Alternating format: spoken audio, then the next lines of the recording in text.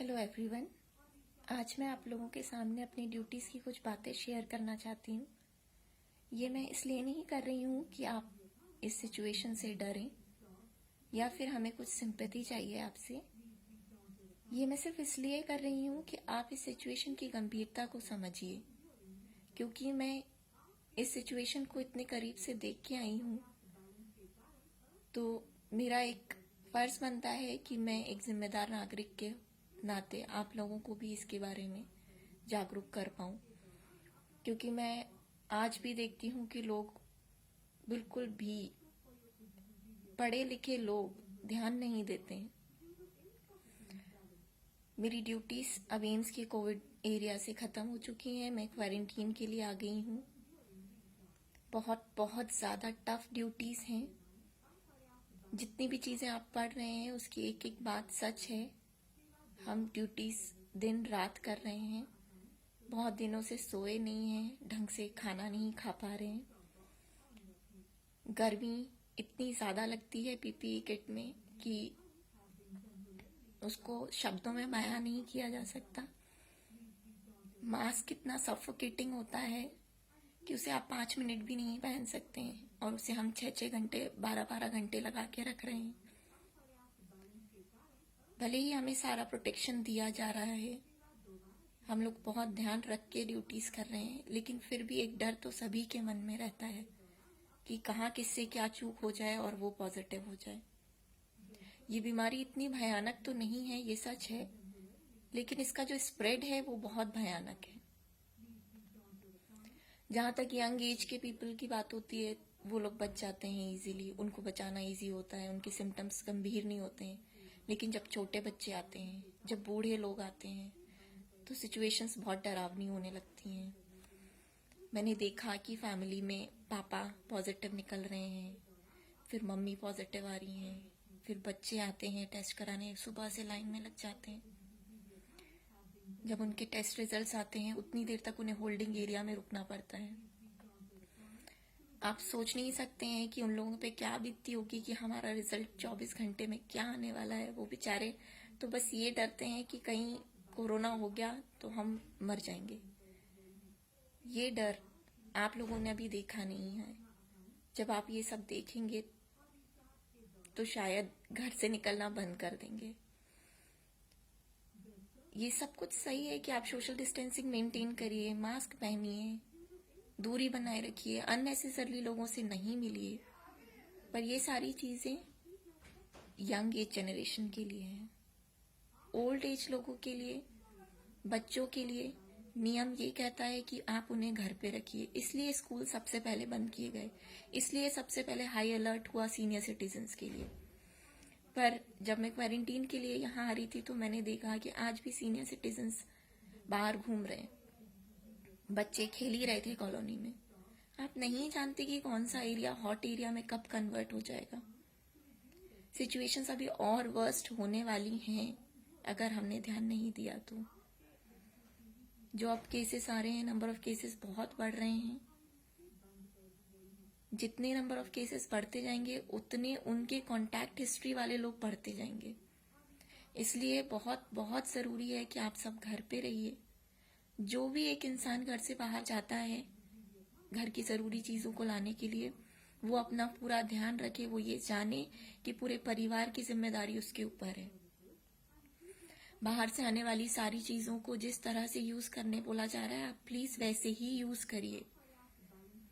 बच्चों को मास्क ले जाके शॉप्स पे ले जाने की ज़रूरत बिल्कुल भी नहीं है आपको। सीनियर सिटीजन से तो मेरी हाथ जोड़ के रिक्वेस्ट है कि प्लीज़ घर में बैठिए, वॉक के लिए अपना टेरेस यूज़ करिए, अपने घर के कमरों को यूज़ करिए। आपको नहीं निकलना है अपने घर से। आपने अभी अभी केस सुना होगा कि कल ही डॉक्टर हेड्डा की डेथ हो चुकी है। बहुत बहुत अच्छे डॉक्टर थे वो, पर क्योंकि एज बहुत ज़्यादा थी उनकी तो वो सरवाइव नहीं कर पाए। काफ़ी लड़ाई करी उनकी बॉडी ने कोरोना से, लेकिन कल उनकी डेथ हो गई। प्लीज़ इस चीज़ को समझिए और अपने आप का ध्यान रखिए, दूसरों को भी बचाइए और खुद को भी बचाइए। मास्क जो पहनता है उसको घबराहट होगी, ये मैं समझती हूँ। मौसम भी बहुत गर्म हो रहा है, लेकिन मास्क पहनना आज की ज़रूरत है। अगर आप मास्क पहनेंगे, घर से बने हुए मास्क ही अगर आप 2 लोग आपस में पहन के रखेंगे तो वायरस का काफ़ी स्प्रेड रुक सकता है। क्योंकि अब केसेस ऐसे आ रहे हैं जिनमें कोई सिम्टम्स नहीं है, तो अगर सिम्टम्स नहीं है तो वो खांसेगा नहीं, छींकेगा नहीं, तो वो इतना भयानक तरीके से तो नहीं फैला पाएगा। लेकिन जब आप उससे बात करेंगे या वो कहीं आपके आसपास खड़े होकर कुछ बात कर रहा होगा तो एटलीस्ट उसके मास्क से वो जो ड्रॉपलेट्स फॉर्मेशन है वो रुक जाएंगे। क्योंकि आप भी मास्क पहने रहेंगे तो वो ड्रॉपलेट्स आप तक रीच नहीं कर पाएंगे। तो प्लीज मास्क से अपना मुंह कवर रखिए।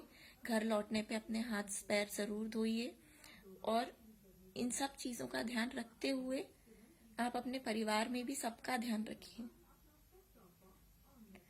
हॉस्पिटल का सीन इतना इतना डरावना है कि रात में 2-2 3-3 बजे रिपोर्ट्स आती हैं और हमें उन पेशेंट्स को शिफ्ट करना होता है। वो उतने ही बजे, रात के 2-3 बजे, चाहे छोटा बच्चा हो, बूढ़ा हो या कोई यंग हो, उसे हम एम्बुलेंस से वार्ड्स में शिफ्ट करते हैं। सोते नहीं है लोग, हम ड्यूटीज में हो या ना हो, हम हमेशा अपडेटेड रहते हैं अपने ग्रुप में। भूख लगना बंद हो चुकी है।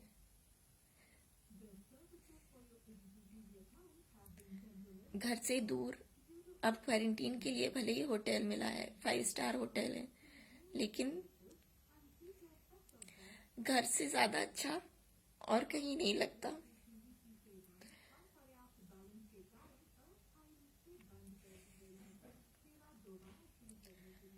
आपका तो आसमान आपका घर होता है, आपका जहान आपका घर होता है। तो कोई आपको अगर जन्नत भी देगा तो आप नहीं रहेंगे अपने परिवार वालों के बिना।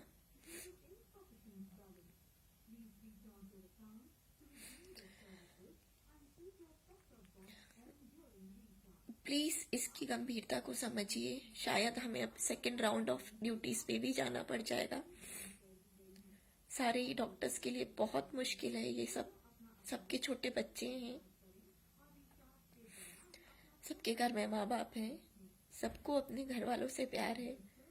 और जो आप सुन रहे हैं कि अब सरहद पे जो खाकी वर्दी थी वो सफेद हो चुकी है, तो वो सच है। सरहद पर रहने वाले जवानों को एक कड़ी ट्रेनिंग की प्रैक्टिस होती है, दी जाती है उन्हें। डॉक्टर्स को इतनी कड़ी ट्रेनिंग नहीं दी जाती है, पर आज वो बिना ट्रेनिंग के भी इतनी कड़ी ड्यूटीज कर रहे हैं